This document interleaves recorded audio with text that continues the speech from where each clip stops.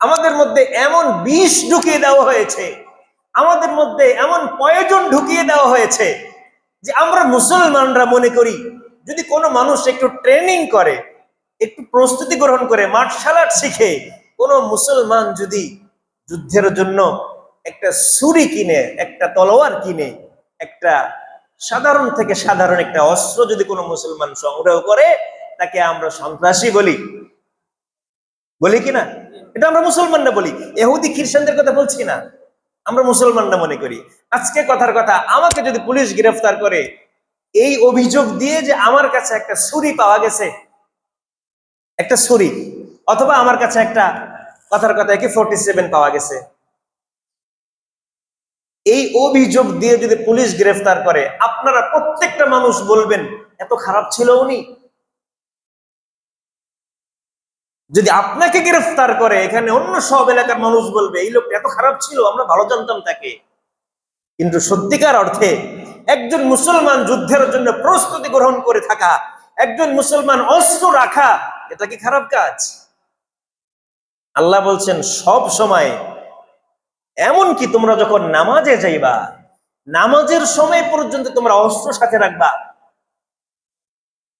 নামাজে যখন যাইবা তোমাদের অস্ত্র তোমাদের সাথে রাখবা। এটা কার কথা? আল্লাহর কথা। আর আমরা আল্লাহর কথা উপেক্ষা করে এখন এমন শান্তিকামী হয়ে গেছি যে আজকে ইসরায়েলের কথা চিন্তা করেন। ইসরায়েল তার জনগণকে, শুধু সামরিক বাহিনী, সেনাবাহিনী এদেরকে না, তাদের প্রত্যেকটা জনগণকে অস্ত্র দিয়ে দিয়েছে, এটা বৈধ। কিন্তু ফিলিস্তিনে একটা সামরিক বাহিনী ছিল, হামাস নামে আমরা তাদেরকে চিনতাম। এই হামাসের কাছে তারা সামরিক বাহিনী, অস্ত্র থাকতে পারবে না। নাকি মগের মূল্য কখনো চিন্তা করেছেন? একটা সামরিক বাহিনী অস্ত্র রাখতে পারবে না, কিন্তু তাদের বেসামরিক জনগণ তারা অস্ত্র রাখতে পারবে। একটু চিন্তা করা দরকার। আমরা দাজ্জালের ফিতনার মধ্যে কি নিমজ্জিত হয়ে গেলাম কিনা একটু চিন্তা করে দেখা দরকার। আসলে আমরা যাচ্ছি কোথায়? আমাদের অবস্থা তো হলো এরকম। ওই যে হাদিসের মধ্যে আল্লাহর নবী বলেছেন, ইউশিকুল উমাম আন তাদা আলাইকুম কামা তাদা আল আকলাতু ইলা কাসআতিহা। যেরকম খাবারের দস্তরখানে মানুষকে ডাকা হয়, এই উম্মতকে ধ্বংস করার জন্য সমগ্র কাফের বিশ্ব, মুশরিক বিশ্ব, ইহুদি খ্রিস্টানরা একে অপরকে ডাকতে থাকবে। এখন দেখেন সে অবস্থা হয়েছে, মুসলমানদেরকে সিরিয়ার মধ্যে হত্যা করার জন্য সারা বিশ্বের সমস্ত কাফের একত্রিত হয়েছিল। আজকে আবার তারা সিরিয়ার মধ্যে একত্রিত হতে শুরু করেছে মুসলমানদেরকে শেষ করার জন্য।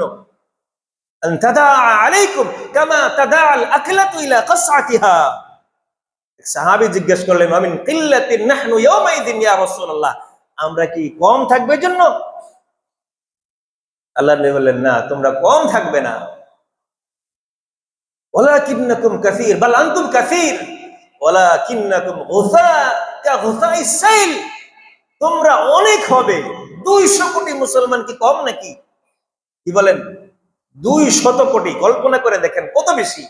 200 কোটি মুসলমান হওয়া সত্ত্বেও মুসলমানদের অস্তিত্ব এমন, আল্লাহর নবী বলেছেন কা গুসাইস সাইল, যেরকম পানির জোয়ারে, পানির স্রোতে যেরকম খড়কুটা ভেসে যায়, তোমরা এরকম খড়কুটার মধ্যে ভেসে যাইবা।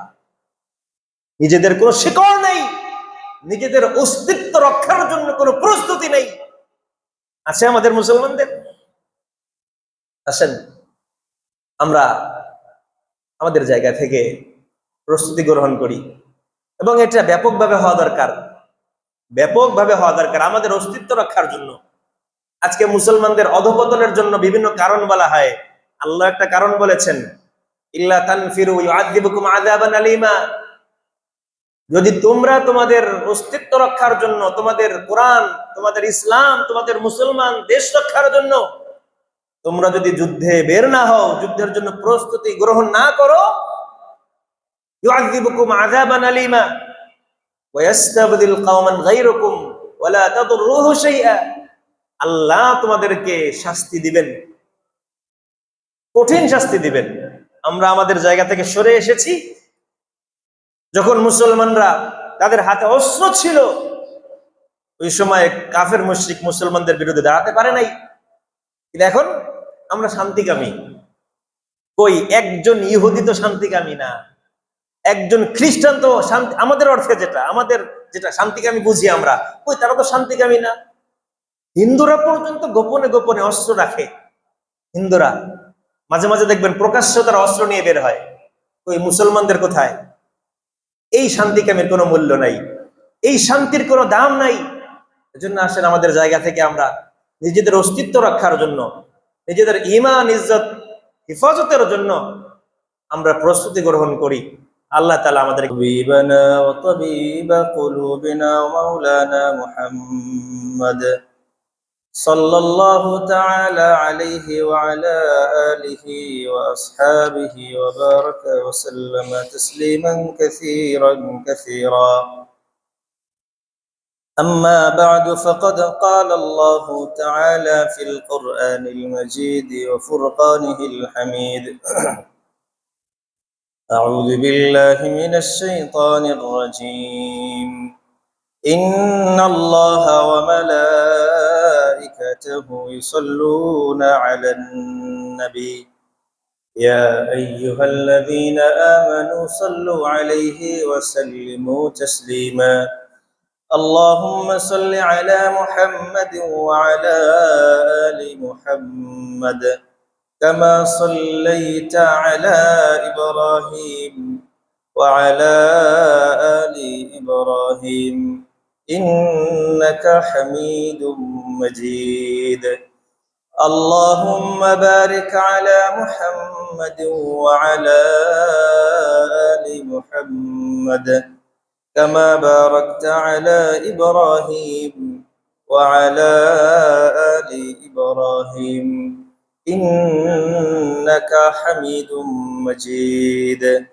اللهم أرنا الحق حقا وارزقنا اتباعه وأرنا الباطل باطلا وارزقنا اجتنابه اللهم علمنا ما ينفعنا وانفعنا بما علمتنا وزدنا علما।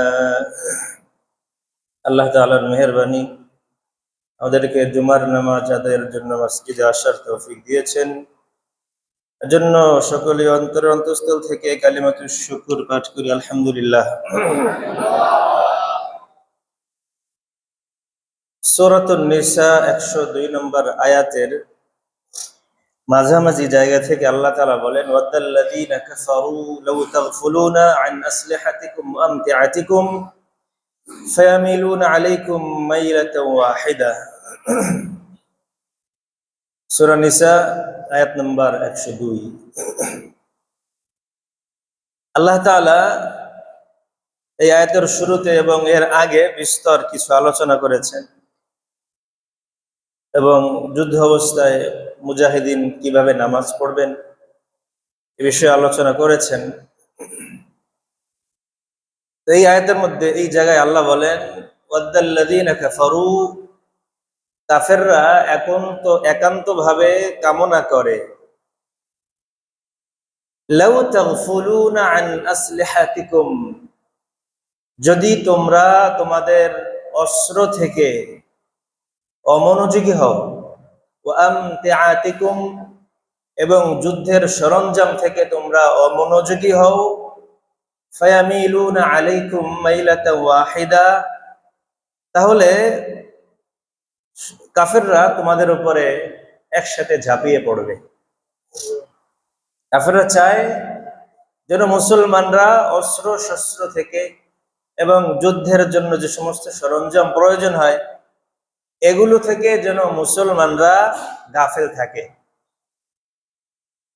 কাফেরদের চাওয়া হলো এই, আর আল্লাহ তাআলার চাওয়া হলো ওয়াইদু লাহুম মাসতাতা'তুম মিন কুওয়া ওয়া মিন রিবাতিল খাইল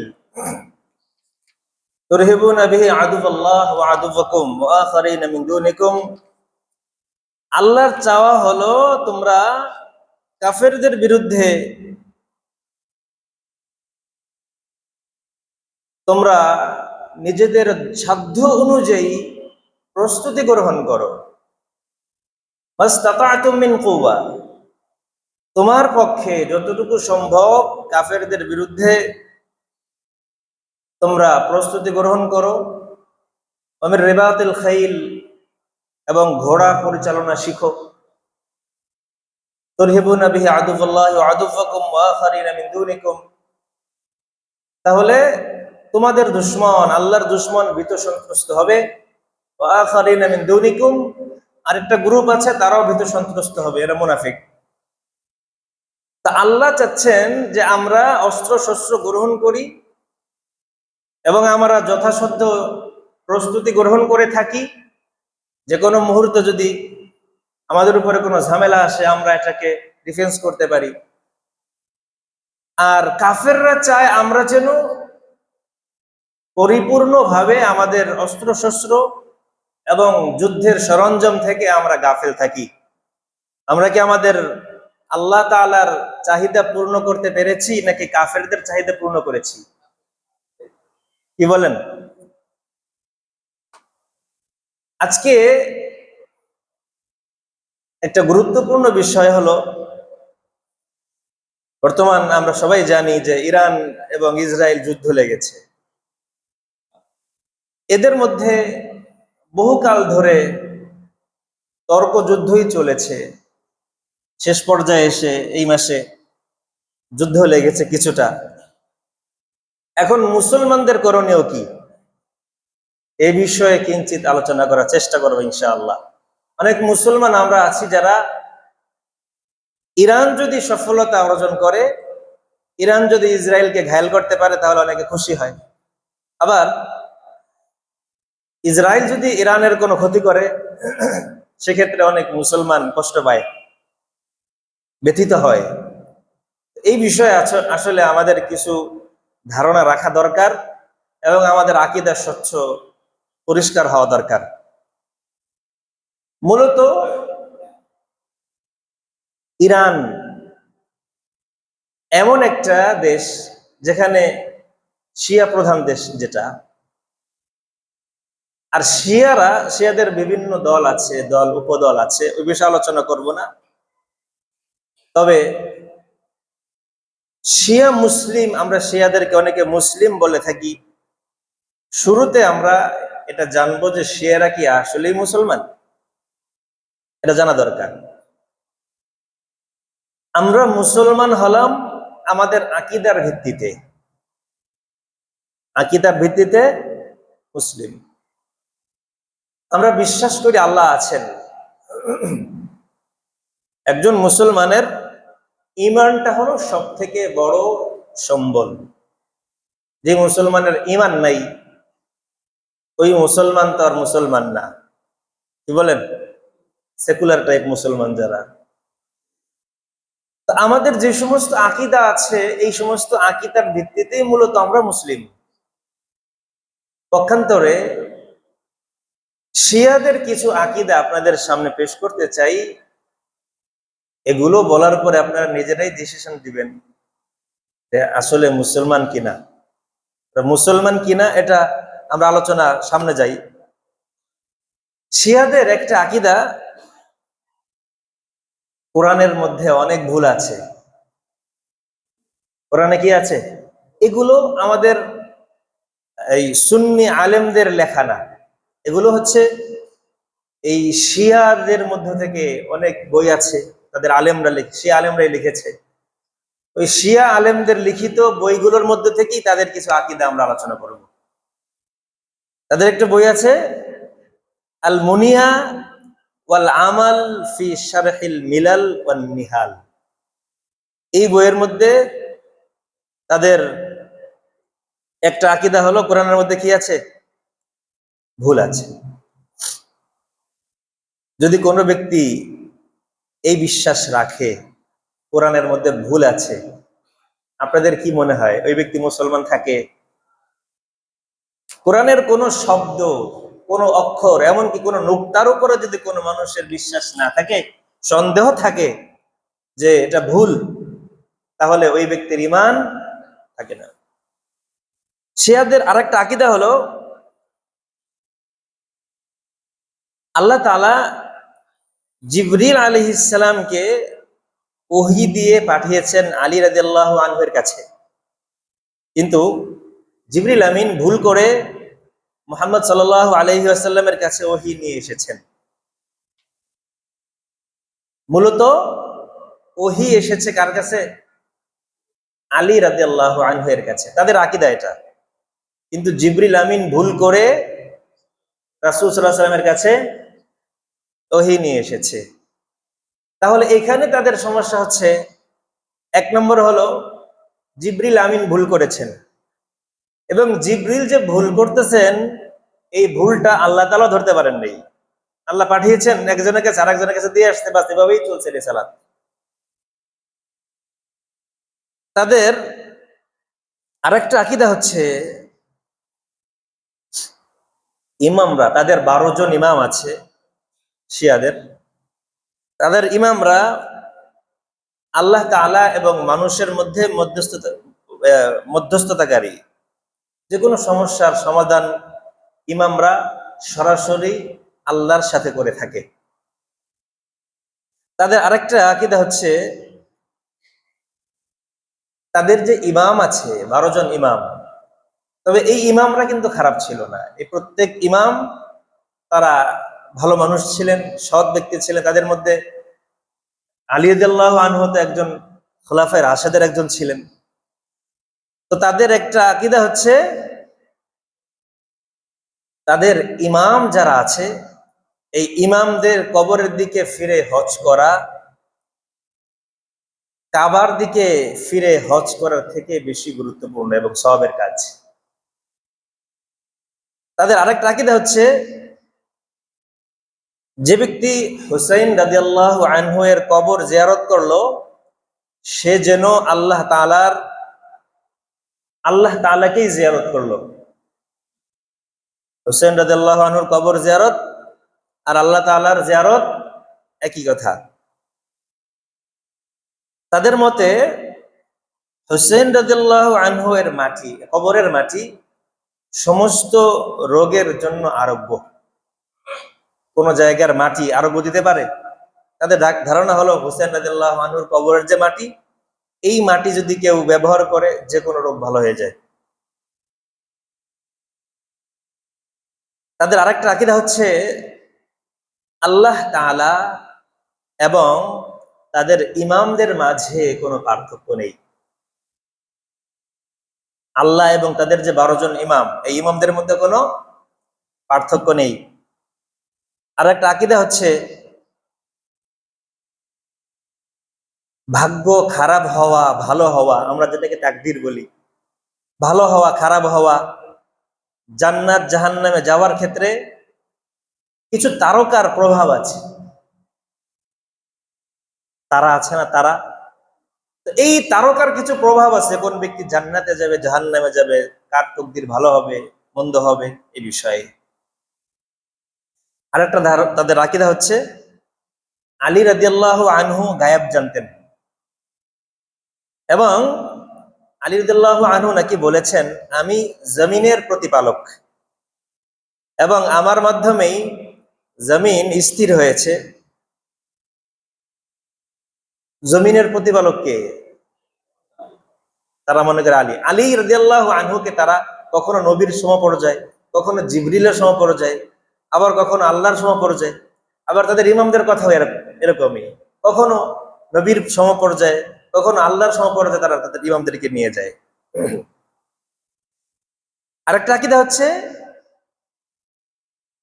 আলী রাদিয়াল্লাহু আনহু মৃত ব্যক্তিকে জীবিত করতে পারেন। যে কোনো মৃত ব্যক্তিকে আলী রাদিয়াল্লাহু আনহু জীবিত করতে সক্ষম। নাউজুবিল্লাহ। তাদের আরেকটা আকীদা হচ্ছে, আমরা যে বিশ্বাস করি বিভিন্ন সময়ে আল্লাহ তাআলা প্রথম আসমানে নেমে আসেন, এটা তো আমরা জানি, এটা আমাদের আকীদা। বিভিন্ন সময়ে জুমা রাত্রে, লাইলাতুল কদর, বিভিন্ন সময়ে আল্লাহ তাআলা প্রথম আসমানে নেমে আসেন এবং বান্দাদেরকে ডাকতে থাকেন, এটা আমাদের আকীদা। কিন্তু তাদের বক্তব্য হচ্ছে, যে ব্যক্তি এটা বিশ্বাস করবে আল্লাহ তাআলা প্রথম আসমানে নেমে আসেন, এই ব্যক্তি কাফের। শিয়াদের আরেকটা আকীদা হচ্ছে, তারা তাদের ইমাম যে রয়েছে 12 জন ইমাম, এই 12 জন ইমাম আল্লাহর যে সকল গুণ রয়েছে এই 12 জন ইমামেরও সেই গুণ রয়েছে। আল্লাহর গুণে কোনো ব্যক্তিকে, মানুষকে গুণান্বিত করা, এটাও শিরক, স্পষ্ট শিরক। এবং আরেকটা আকীদা হচ্ছে, আমরা যে কালিমা পড়ি লা ইলাহা ইল্লাল্লাহ মুহাম্মাদুর রাসূলুল্লাহ, তাদের আকীদা হচ্ছে এই কালিমার সাথে আরেকটা শব্দ আছে, আরেকটা বাক্য, সেটা হচ্ছে ওয়া আলিয়ুন ওয়ালিউল্লাহ। এবং তারা এটা আজানের মধ্যেও বলে। কোনো ব্যক্তি যখন দুনিয়া থেকে বিদায় নেয়, মৃত্যুর সময় তারা এই কালিমা দিয়ে মৃত ব্যক্তিকে তালকিন করে। তাদের আরেকটা আকীদা হচ্ছে, যে ব্যক্তি আবু বকর, ওমর, উসমান, মুআবিয়া, আয়েশা, হাফসা রাদিয়াল্লাহু আনহুম, ওনাদেরকে প্রতি ফরজ নামাজের পরে অভিশাপ দিবে, লানত দিবে, তারা আল্লাহ তাআলার অতি নৈকট্যশীল বান্দা হতে পারবে। যারা, আল্লাহ নবী বলেছেন যে আমার সাহাবাদেরকে যারা ভালোবাসে, আমার ভালোবাসাই তাদেরকে সাহাবাদের দিকে ভালোবাসতে উদ্বুদ্ধ করে, সাহাবাদেরকে ভালোবাসতে উদ্বুদ্ধ করে। আর যারা আমাকে ঘৃণা করে, অপছন্দ করে, আমার এই ঘৃণা অপছন্দ করার কারণেই তারা সাহাবাদেরকে ঘৃণা করে। তো তারা এই সাহাবাদেরকে ঘৃণা করে, মূলত রাসূল সাল্লাল্লাহু আলাইহি ওয়াসাল্লামকে ঘৃণা করে এজন্যই। আর যারা সাহাবাদেরকে, রাসূলকে ঘৃণা করে, তাদের ঈমান থাকতে পারে না। আরেকটা আকীদা হচ্ছে, তাদের যেই শায়েখগণ রয়েছে, 12 জন ইমাম রয়েছে বা শায়েখ রয়েছে তাদের, তারা যে কোনো ব্যক্তিকে জান্নাতে নিয়ে যেতে পারবে, যে কোনো ব্যক্তিকে। এবং আরেকটা খতরনাক আকীদা হচ্ছে মুতা বিবাহ, যেটা ইসলামে সম্পূর্ণ হারাম। মুতা বিবাহ হচ্ছে, যেটাকে আমরা যদি সহজভাবে বলি, পতিতালয় যেটা হয়, অল্প কিছু সময়ের বিনিময়ে কিছু টাকা দিয়ে তারা যেটাকে হালাল মনে করে, বা পতিতালয় যেটা করা হয়। তো এই মুতা বিবাহ একটা সময় ছিল, কিন্তু ইসলাম এটাকে কঠোরভাবে নিষিদ্ধ করেছে। শিয়াদের কাছে মুতা বিবাহ হালাল। শুধু হালালই নয়, তারা বলে একজন মানুষ ততক্ষণ পর্যন্ত পরিপূর্ণ মুমিন হতে পারবে না, যতক্ষণ না সে অভিভাবক এবং সাক্ষী ব্যতীত মুতা বিবাহ করে। নাউজুবিল্লাহ। কল্পনা করা যায়, একজন মানুষ ততক্ষণ পর্যন্ত মুমিন হতে পারবে না, ততক্ষণ পর্যন্ত যতক্ষণ না সে অভিভাবক লাগবে না, সাক্ষী লাগবে না, দুজন ছেলে মেয়ে তারা কিছু অর্থের বিনিময়ে নির্দিষ্ট সময়ের জন্য তারা এই বিবাহের চুক্তি করবে। যতক্ষণ পর্যন্ত কোনো মানুষ এটা করবে না, ততক্ষণ পর্যন্ত তারা প্রকৃত মুমিন হতে পারবে না। নাউজুবিল্লাহ। এমনকি একজন মুমিন নারীর সাথে মুতা করা 70 বার কাবা জিয়ারত থেকেও উত্তম, তাদের আকীদা। যদি কোনো মানুষ একটা হালালকে হারাম মনে করে, অথবা একটা হারামকে হালাল মনে করে, ওই ব্যক্তি যতই নামাজি হোক, যতই বড় বুজুর্গ হোক, ওই ব্যক্তির ঈমান থাকে? কিন্তু আপনারা ওদের আকীদাগুলো একটু খেয়াল করবেন। তাদের আরেকটা আকীদা হচ্ছে, যে কোনো ধরনের যৌন চরিতার্থ এটা হালাল, এতে কোনো গুনাহ নেই। এমনকি দুগ্ধজাত শিশুর সাথেও যদি কেউ এগুলো করে, কোনো সমস্যা নেই, এটা জায়েজ। আরেকটা আকীদা হচ্ছে, আল্লাহ তাআলা ফেরেশতাদেরকে ইমামদের নূর থেকে তৈরি করেছেন, এবং ফেরেশতারা হোসেন রাদিয়াল্লাহু আনহু এর কবরের পাশে বসে 4000 ফেরেশতা সবসময় কান্না করতে থাকেন, এবং অন্যান্য ফেরেশতারা আল্লাহর কাছে আবেদন করতে থাকে, আল্লাহ আমাদেরকেও সুযোগ দেন, আমরাও যেন আলী রাদিয়াল্লাহু আনহুর কবরের পাশে গিয়ে কান্না করতে পারি। আল্লাহ তাআলা বিভিন্ন জনকে বিভিন্ন সময় সুযোগ দেন ফেরেশতাদেরকে, তারা ধারাবাহিকভাবে একে একে এসে আলী রাদিয়াল্লাহু আনহুর কবরের পাশে বসে কান্না করে ফেরেশতারা। তাদের আরেকটা আকীদা হচ্ছে, যে আলী রাদিয়াল্লাহু আনহু এর সম্মান রাসূল সাল্লাল্লাহু আলাইহি ওয়াসাল্লামের সম্মান থেকেও বেশি। আলীর সম্মান রাসূল থেকেও বেশি। এবং আর একটা আকীদা হচ্ছে তাদের যে ইমাম রয়েছে, এই ইমামরা যা কিছুই বলে আল্লাহ তাআলার পক্ষ থেকে ওহীর মাধ্যমেই বলে।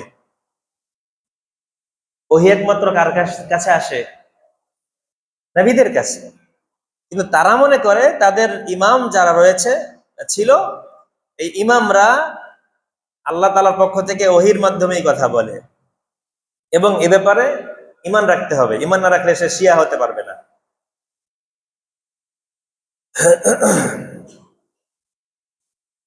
তাদের আরেকটা আকীদা হচ্ছে তাদের যে খোমেনি যে উপাধি, এই খোমেনির সম্মান এত বেশি যে কোনো ফেরেশতা এমনকি কোনো নবীও এই সম্মানে পৌঁছতে পারবে না। আরেকটা আকীদা হচ্ছে মৃত ব্যক্তিকে সর্বপ্রথম প্রশ্ন করা হবে আহলে বাইত সম্পর্কে। মৃত ব্যক্তিকে সর্বপ্রথম প্রশ্ন করা হবে, আমরা হাদিসে জেনেছি। আরেকটা কিন্তু এখানে এসেছে সর্বপ্রথম আহলে বাইত সম্পর্কে প্রশ্ন করা হবে। তাদের আরেকটা আকীদা হচ্ছে আবু বকর এবং ওমর রাদিয়াল্লাহু আনহুমাকে প্রতি হজের মৌসুমে জামারাতে বেঁধে রাখা হয়। জামারাত, যেখানে হাজী সাহেবরা পাথর মারে, এই জামারাতের মধ্যে আবু বকর এবং ওমর রাদিয়াল্লাহু আনহুমাকে প্রতি বছর হজের মৌসুমে বেঁধে রাখা হয় যেন হাজী সাহেবরা তাদের উপরে পাথর নিক্ষেপ করতে পারে। নাউজুবিল্লাহ। তাদের আরেকটা আকীদা হচ্ছে আবু বকর ওমর রাদিয়াল্লাহু, এই প্রত্যেকটার কিন্তু হাওলা আছে, আমি সংক্ষেপের জন্য বলছি না। আবু বকর এবং ওমর রাদিয়াল্লাহু আনহুমা উভয়ই কাফের। নাউজুবিল্লাহ। এবং তাদেরকে যারা পছন্দ করবে, ভালোবাসবে, তারাও কাফের। তাদের আকীদা হচ্ছে উসমান ইবনে আফফান রাদিয়াল্লাহু আনহু রাসূল সাল্লাল্লাহু আলাইহি ওয়াসাল্লামের সময়ে প্রকাশ্যে ঈমানদার ছিলেন, তবে ভেতরে ভেতরে মুনাফিক ছিলেন। নাউজুবিল্লাহ। মানে উসমান রাদিয়াল্লাহু আনহু মুনাফিক ছিলেন, তারা ধারণা করে, তাদের আকীদা এটা। আম্মাজান আয়েশা এবং হাফসা রাদিয়াল্লাহু আনহুমা ওনাদের দুজনকে সেরা কাফের মনে করে। তাদের বিশ্বাস হচ্ছে জাহান্নামের 7টি দরজা আয়েশার জন্য খোলা। নাউজুবিল্লাহ। এবং তাদের প্রতীক্ষিত যে ইমাম মাহদী, এই ইমাম মাহদী এই আয়েশা রাদিয়াল্লাহু আনহাকে জীবিত করবেন এবং তার উপরে হদ কায়েম করবেন। নাউজুবিল্লাহ। আমাদের এটা মনে রাখতে হবে যে শিয়াদের ইমাম মাহদী এবং আমাদের মাহদী আলাইহিস সালাম এক নন। তারা তাদের একজন ইমামকে মাহদী মনে করে, কিন্তু আমরা যাকে মাহদী মনে করি তিনি শিয়াদের ইমাম নন। এ ব্যাপারে আরেকদিন আলোচনা হবে ইনশাল্লাহ। আরেকটা আকীদা হচ্ছে ইমামদের কবর জিয়ারত করা ফরজ। তাদের যে ইমাম রয়েছে, এই ইমামদের কবর জিয়ারত করা ফরজ। যদি কোনো শিয়া এই কবর জিয়ারত না করে তাহলে সে কাফের। তাদের একটা গুরুত্বপূর্ণ আকীদা হচ্ছে সত্য গোপন করা। মানে আপনার ভেতরে কি আছে এটা গোপন করতে হবে। এটাকে তারা বলে তাকিয়া। এর নাম হচ্ছে তাকিয়া, মানে ভেতরে একটা বাহিরে আরেকটা। অর্থাৎ মানে ধোঁকাবাজি করা, ভেতরে একটা বাহিরে আরেকটা, মানে কি ধোঁকাবাজি করা। যদি কোনো মানুষ এটা না করে এটা কবিরা গুনাহ তাদের কাছে। তাদের আরেকটা বিশ্বাস হচ্ছে কিয়ামতের আগেই অনেক মানুষ মৃত্যুর পর আবার দুনিয়াতে তার সুরত নিয়ে আসবে। কোন মানুষ একবার যাওয়ার পর আবার আসে, এটা হিন্দুরা বিশ্বাস করে, এটাও শিরক। তারা জুমার নামাজকে ওয়াজিব মনে করে না। তাদের যে মাহদী, এই মাহদী আসার পরে জুমার নামাজ তারা পড়বে, এর আগে জুমার নামাজ তারা ফরজ বা ওয়াজিব মনে করে না। এবং তারা যে শরীয়তের বিধান জিহাদ রয়েছে, এই জিহাদকে হারাম মনে করে, জিহাদকে হারাম মনে করে। আরেকটা বিশ্বাস হচ্ছে আবু বকর রাদিয়াল্লাহু আনহু এবং ওমর রাদিয়াল্লাহু আনহু, ওনাদেরকে তাদের যে মাহদি, এই মাহদি এসে জীবিত করবেন এবং শুলে চড়াবেন এবং প্রতিদিন তাদেরকে 1000 বার হত্যা করবেন। তাদের আরেকটা বিশ্বাস হচ্ছে আমরা যারা আহলে সুন্নাত ওয়াল জামাতের অধিকারী, বিশ্বাসে আছি আমরা, আহলে সুন্নাত ওয়াল জামাতের বিশ্বাসী যত মানুষ আছে সবাই জাহান্নামী এবং তারা অপবিত্র কাফের। তাই আহলে সুন্নাত ওয়াল জামাতের কোন ব্যক্তির জানাজার নামাজ পড়া যাবে না, তাদের কোরবানি হালাল হবে না। সমস্ত আহলে সুন্নাত ওয়াল জামাতের মানুষরা যারও সন্তান, তাদেরকে হত্যা করা, তাদের সম্পদ চুরি করা, তাদের সাথে মতবিরোধ করা বৈধ, এটা শিয়ারা মনে করে। এবং আহলে সুন্নাত ওয়াল জামাতের লোকদেরকে অভিশাপ করা, অভিশাপ লানত দেওয়া, এটা একটা গুরুত্বপূর্ণ ইবাদত। আর অনেকগুলো আকীদা তাদের আছে। তারা মনে করে আহলে সুন্নাত ওয়াল জামাতের এই মানুষদেরকে হত্যা করা, সম্পদ লুণ্ঠন করা, এগুলো সব বৈধ, ভালো কাজ। এজন্য শিয়ারা আমরা বিভিন্ন সময়ে দেখেছি, যখন হাফিজ আল আসাদ সিরিয়ার মধ্যে ক্ষমতা গ্রহণ করে, সে এসে সিরিয়ার মধ্যে ব্যাপকভাবে জুলুম নিপীড়ন চালিয়েছিল মুসলমানদের বিরুদ্ধে, সুন্নি মুসলমানদের বিরুদ্ধে। এমনকি আমরা যে গত বছর হাফেজ আল আসাদ পালিয়ে যাওয়ার পরে বিভিন্ন খবর শুনেছি, সিদনায়া নামক একটা কারাগার, আরো কত কারাগার, লক্ষ লক্ষ মুসলমানকে হত্যা করা হয়েছে, অসংখ্য অগণিত মা বোনকে ধর্ষণ করা হয়েছে এবং হাজার হাজার আলেমকে হত্যা করেছে বাশার আল আসাদ এবং তার বাবা হাফিজ আল আসাদ। একটা মজার ব্যাপার হলো 15 সালে একটা সময় এমন হয়েছিল, ফেব্রুয়ারি মাস চলে, যখন সুন্নিরা এই জুলুম নির্যাতনের বিপক্ষে তাদের আন্দোলনের একেবারে চূড়ান্ত পর্যায়ে চলে গেছে, বাশার আল আসাদ যে কোনো সময় পালাবে এমন একটা অবস্থা তৈরি হয়েছে, যে কোনো সময় বাশার আল আসাদ পালিয়ে যায়। এটা 15 সালের কথা। ওই সময় আমরা একজন ব্যক্তিকে এখনো অনেকে জানি, কাশেম সুলাইমানি, অনেকে জেনে থাকবেন। কাশেম সুলাইমানি, এই কাশেম সুলাইমানি রাশিয়ায় গিয়ে পুতিনকে যে কোনো ভাবে রাজি করিয়ে পুতিনের মাধ্যমে সিরিয়ায় মুসলমানদের বিরুদ্ধে হামলা করিয়েছে এবং আরো 9টা বছর মুসলমানদের উপরে জুলুম নির্যাতন করেছে এই ইরানের মাধ্যমে। ইরান শুধু সিরিয়ার মধ্যে না, ইরাকের মধ্যে মুসলমানদের উপর হামলা করেছে, এরপরে কুয়েতের মধ্যে মুসলমানদের উপর হামলা করেছে। আরো আশ্চর্যজনক বিষয় হলো, আমরা যারা ইরানকে মনে করি মুসলমান, এরা আমাদের জন্য কল্যাণকর, এই ইরান আজ পর্যন্ত তাদের জন্মের পর থেকে এখনো পর্যন্ত কোনো কাফেরের সাথে যুদ্ধ করেনি। তারা যত জায়গায় যুদ্ধ করেছে, হামলা করেছে, মেরেছে, মুসলমানদেরকে মেরেছে, মুসলমানদের উপরে হামলা করেছে। এমনকি আমরা সকলেই জানি আফগানিস্তান এমন একটা জায়গা যেখানে আল্লাহর মেহেরবানি 100%, 100% ইসলামী শরিয়া ফলো করা হয়, কোরআন তাদের সংবিধান। ইরান সবসময় আফগানিস্তানের বিপক্ষে ছিল, সবসময়। ইরান কখনো চায় না মুসলমানরা, সুন্নি মুসলমানরা তারা ভালোভাবে থাকুক। ইরানের আকীদাগুলো জানার পরে আপনি নিজেকে নিজে প্রশ্ন করেন যে ইরান কি আসলে মুসলমান? ইরান কি মুসলমান? মুসলমান হতে পারে না। যাদের আকীদা এমন, এরা কখনো মুসলমান হতে পারে না। এখন অনেকে বলবে তাহলে সমস্যা কি, ওরা তো মুসলমান দাবি করে, আমরা ওদের পক্ষে থাকলাম, সমস্যা কোথায়? একটা বিষয় হচ্ছে, ওয়ালা ইয়াজালুনা ইউকাতিলুনাকুম হাত্তা ইয়ারুদ্দুকুম আন দীনিকুম ইন ইসতাতাউ। কাফেররা এখন বর্তমানে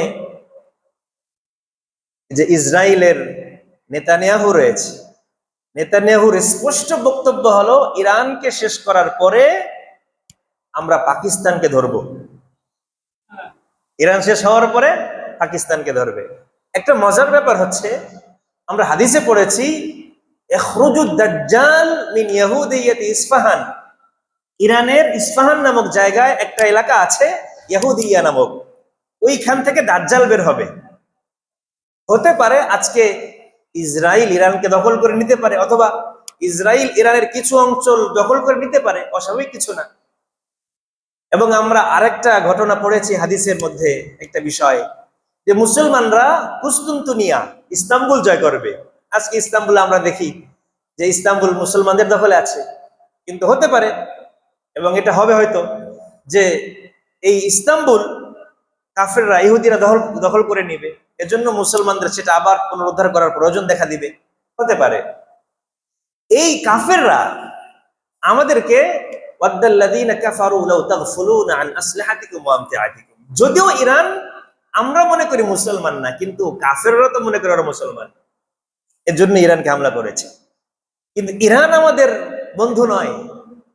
ইরানের যদি খোমেনি মারা যায়, ইরানের যদি কেউ মারা যায়, আমাদের দুঃখ পাওয়ার কিছু নাই। কারণ ইরান যেই পরিমাণ মুসলিম হত্যা করেছে, যেই পরিমাণ আলেম এবং মুজাহিদ হত্যা করেছে, আমেরিকাও মনে হয় এই পরিমাণ মুজাহিদ হত্যা করে নাই, আলেম হত্যা করে নাই। এজন্য আমাদের করণীয়টা কি? আমাদের করণীয়টা হচ্ছে আমরা ইরানের বিজয়ে আনন্দিত হওয়া, উচ্ছ্বাসিত হওয়া, এই পর্যন্ত বসে থাকলে চলবে না। আমাদের নিজেদের জায়গা থেকে প্রস্তুতি গ্রহণ করতে হবে।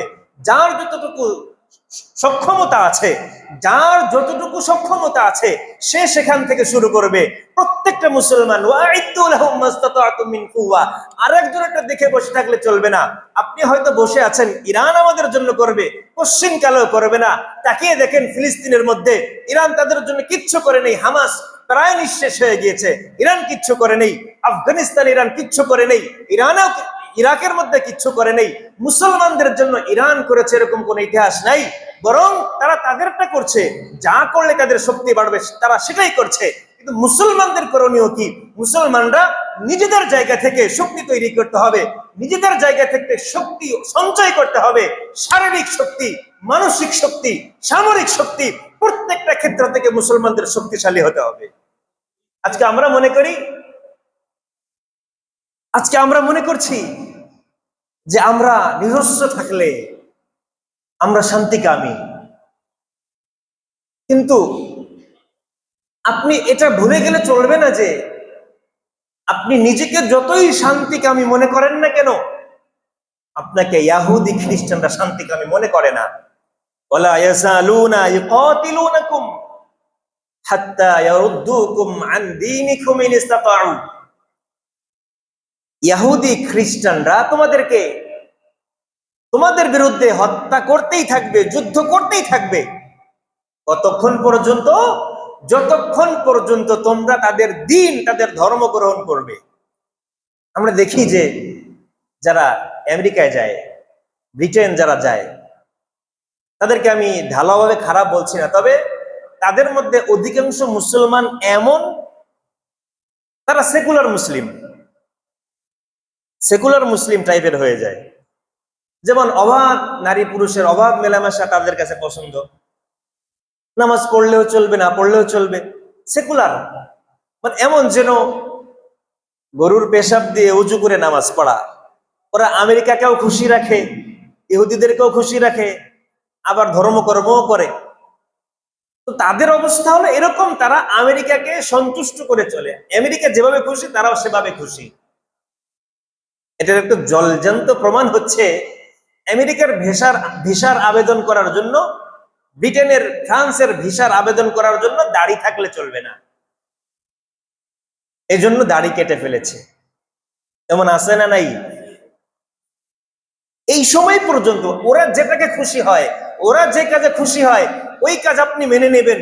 ওরা যেটাই অখুশি হয় আপনি ওইটা বর্জন করবেন। এই পর্যন্ত যাওয়ার আগ পর্যন্ত আপনার বিরুদ্ধে ওরা যুদ্ধ করতে থাকবে। ওয়ালা ইয়াযালুনা ইউকাতিলুনাকুম হাত্তা ইয়ারুদ্দুকুম আন দীনিকুম ইন ইসতাতাউ। কাজেই তারা তাদেরটা করে যাচ্ছে। ইহুদিরা হয়তো ইরান ধরার পর, ইরান শেষ করার পরে পাকিস্তান ধরবে। পাকিস্তান যদি দুর্বল হয়ে যায়, আমরা কিন্তু আমাদের জায়গায় শান্তিতে থাকতে পারবো না। আমাদের চারিদিকে দুশ্মনরা আমাদের গ্রাস করার জন্য বসে আছে। কাজেই ইরানের খুশিতে খুশি হয়ে আত্মহারা হয়ে লাভ নেই ভাই। প্রত্যেকটা মুসলমান নিজের জায়গা থেকে প্রস্তুতি গ্রহণ করেন।